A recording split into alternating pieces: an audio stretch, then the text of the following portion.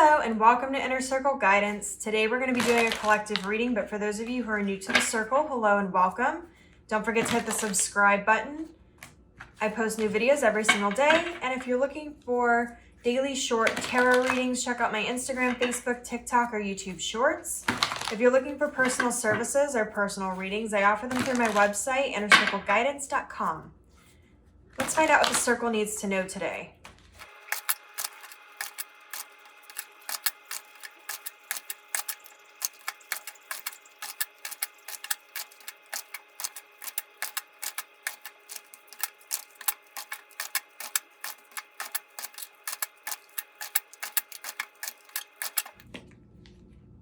We have strength.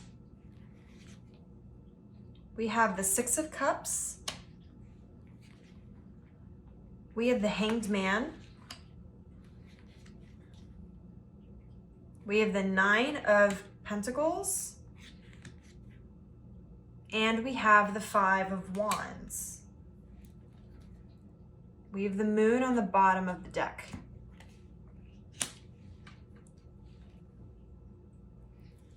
So I had a specific question in mind today because last week when I asked for submissions for the Magic Hat, I had a lot of questions about how you get to know yourself better. How do you reconnect with yourself? How do you connect in general? And I realized that this is a topic that a lot of you are questioning and a topic that is on a lot of your minds. Funny enough, the question that was selected was not actually having to do with those particular questions.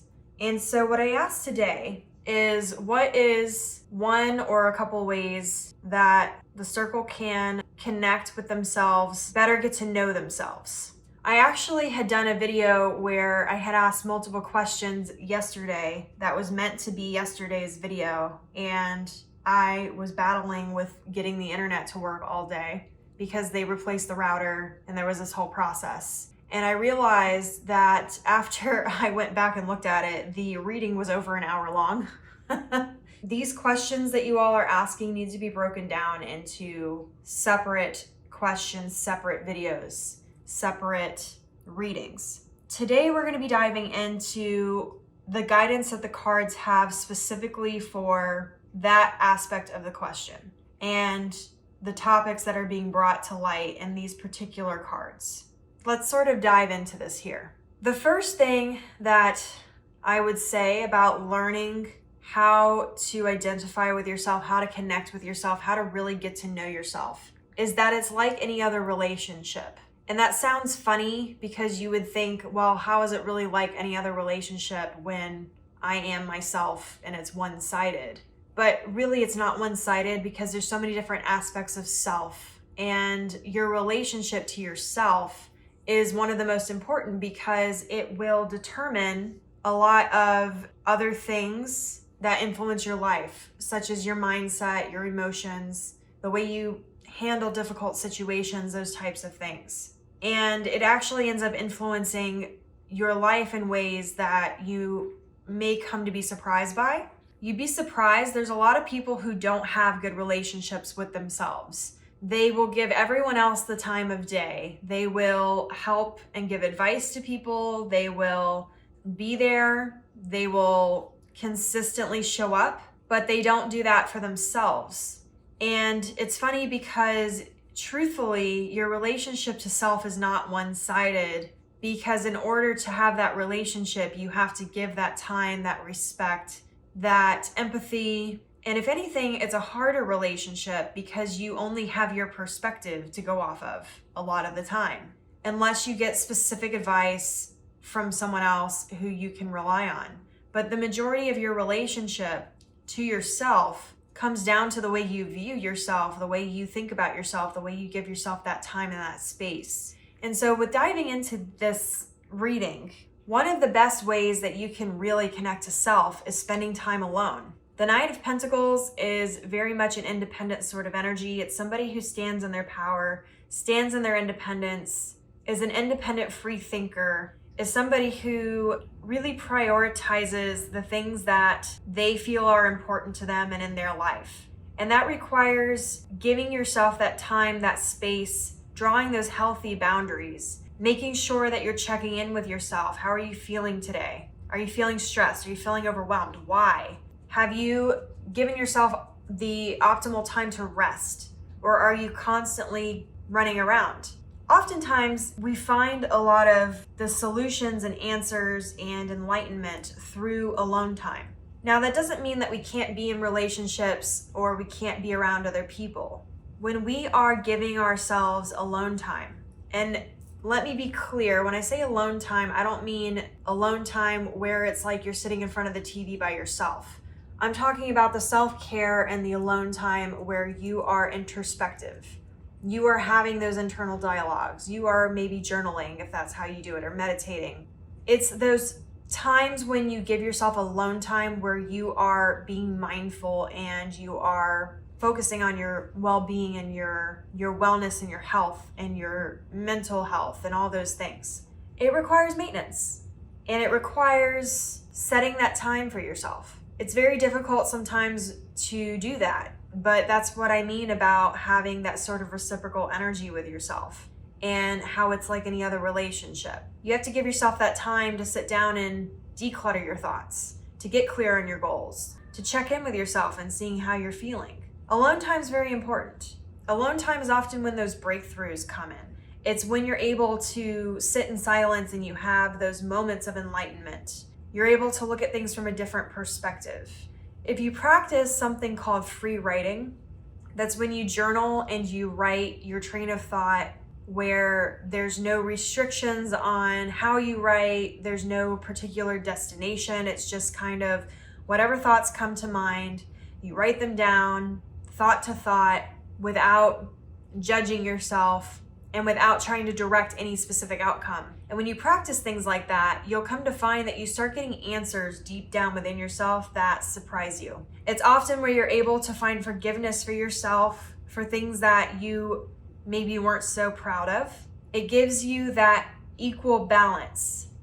It allows you to declutter your mind. It allows you to remove the chaos and to refocus on what's important. It allows you to step into your strength a lot of the time and to dig down to the things that are hidden, because the moon is very much about hidden emotions, hidden information. It's feminine energy, it's Scorpio energy, it's ruled by water. And just the way that emotion and thoughts sort of have this flowing sort of energy to them, you have to learn how and when to go with the flow, when to stop it, when to grab control, and when to release it. And when you start realizing that there are multiple sides of yourself, there's the strong side, there's the forgiving side, there's the curious side of you, there's the side that maybe is a bit angry or frustrated or in pain. You're able to break down the different aspects of yourself and realize that there is a balance between the more negative sides of you and the more positive sides. And what I call your higher self, which is more of like your intuition and your positive side, and your shadow self, which is the darker parts of you, the parts that are maybe a little bit more twisty. And the thing about learning about that side of yourself and learning about yourself in general is that when you give yourself that time to acknowledge the things about yourself in all aspects without judging yourself, without putting those limiting beliefs on yourself, you're able to then listen to and learn about the different pieces that make you up as a person and as a spiritual being. And you'll come to find that just like the law of the universe that says anything that exists, there has to be an equal opposite thing, and that there has to be equal balance and one cannot live without the other, just like light can't exist without dark, good can't exist without bad, happiness can't exist without sadness. You'll start to realize that just like that law of the universe and just like everything else and just like every relationship, there are positive and negative sides of you. And they're often fighting for balance and fighting for dominance, because whichever one has more dominance is the one that gets fed. It's the one that gets nurtured. And oftentimes we think that we have to completely get rid of the negative in order to be positive. But that's not really the case. How many times do you say, stop thinking about this, or I'm not going to think about that, or I'm going to avoid this, and it suddenly starts becoming more prevalent in your life? Oftentimes when these negative emotions and things pop up, it's because they are being brought to your attention for some sort of healing or some sort of enlightened moment. You're meant to pause and kind of have that time that you give to yourself to go, why am I feeling this way? What is it that is triggering this particular emotion or this particular thought? And we often think that we have to be completely positive in order for things to come in. But the thing about that is, you can't have a huge amount of abundance and understand and be appreciative of that if you don't understand what the opposite of that is. The Buddhists actually believe that when you go through trials and tribulations, your soul elevates and evolves in a way that it wouldn't do without going through those situations, because they are lessons that are learned that you can't really learn by being told. Just like children, if you tell them don't touch that, it's hot, what are they going to do? They're often going to touch that hot thing because they need to learn through experience. But the thing that I think gets lost here is that we often think we need to shove these negative things down, and we need to ignore them, and we need to ignore our inner saboteur, ignore that little voice that says, you're not good enough, you're not this, you're not that. But the truth is that actually when you create space for that energy to exist and you show it empathy and love, you'll find that things often get revealed to you, and in a way that you never would have realized before. It often releases a hidden power within you. Because the thing is, just like everything else, if you are shoving down the negative and twisty sides of yourself, you're constantly at conflict. You're constantly in this 5 of Wands type energy where everything's chaos and fighting and battling. And that's exhausting. Instead of trying to shove your inner saboteur down, and instead of trying to act like they don't exist, when you are able to show empathy and love and create a safe space for that energy and say, thank you for listening, but I'm still going to do my own thing, you show love and gratitude to that dark side of yourself, that twisty side, that broken side, that angry side, that honestly needs that energy more than shoving it down. Because when you show that negative energy, positive energy, that energy starts to elevate and starts to shift. And this is the part, we're starting to get into some higher level concepts here. So if I lose you, please comment down below. But this is the part I think that people lose about the Buddhist principles of what I was saying before, of them talking about going through these hard times. When you go through these very difficult situations that put parts of your soul and parts of you into these dark depth, black abysses, and you're able to show love to that and elevate it, your entire being elevates. And that negative side, which was once very much down here, now suddenly moves up a peg. And the gap between the positive and the negative slowly starts to, I shouldn't do it like that, you can't see, slowly starts to go like this. And it starts to shorten. And when that happens, it puts you in a very powerful place. It unleashes a power and a strength inside of you that you didn't realize you had. Because instead of spending all your energy on fighting the parts of you that are the darker, twisty sides, when you show it that love and that empathy, and you give it that space to be heard, even if you don't follow those advices, you don't follow that negative energy, it puts you in a very powerful place. Because instead of your entire being constantly being in conflict with this 5 of Wands, it now puts you in this state of peace and enlightenment. It puts you in this stronger place where you are elevating yourself to where that negative energy can't exist anymore.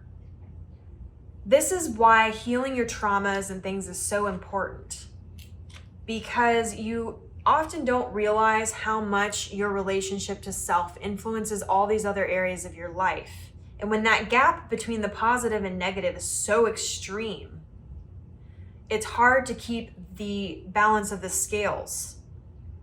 It's the same as when you look at a teeter-totter, and the longer the board is, the harder it is to keep that balance on either side, because there has to be more weight on one or the other. And it becomes harder to do to keep it balanced without the board snapping, because the weight on either side is so heavy. But when you shorten that board, the board becomes stronger. The bridge between the two is stronger. And so you're able to balance the two sides a lot easier. That is, I guess, the goal for when you are trying to learn more about yourself. And this is not a linear journey, just like everything else. People often come to me and they say, when are these spiritual awakenings and enlightenments going to end? They don't end. There's going to be times when you're going to go through these dark nights of the soul that are really difficult. There's going to be times when these enlightenments and things are like more of an aha moment and they're more positive. But because just like your relationship to anyone else, it evolves, your relationship to self is going to evolve. The way that you interact with yourself, the way that you communicate with yourself, the tools and the techniques that you use to tap into that energy is going to evolve like you do. You don't get married and then the relationship's over. After you get married, you continue to know your partner and learn with your partner because they're constantly evolving. It's the same as your relationship to self. And that's why I say your relationship to self is like every other relationship. And so this is your reading. If it resonated with you, don't forget to like this video. Your affirmation for this reading. Your affirmation is, I'm closing the gap between my shadow self and inner saboteur and my higher self. And as always, may your life be full of light, full of love, abundance, and gratitude. I'll see you next time.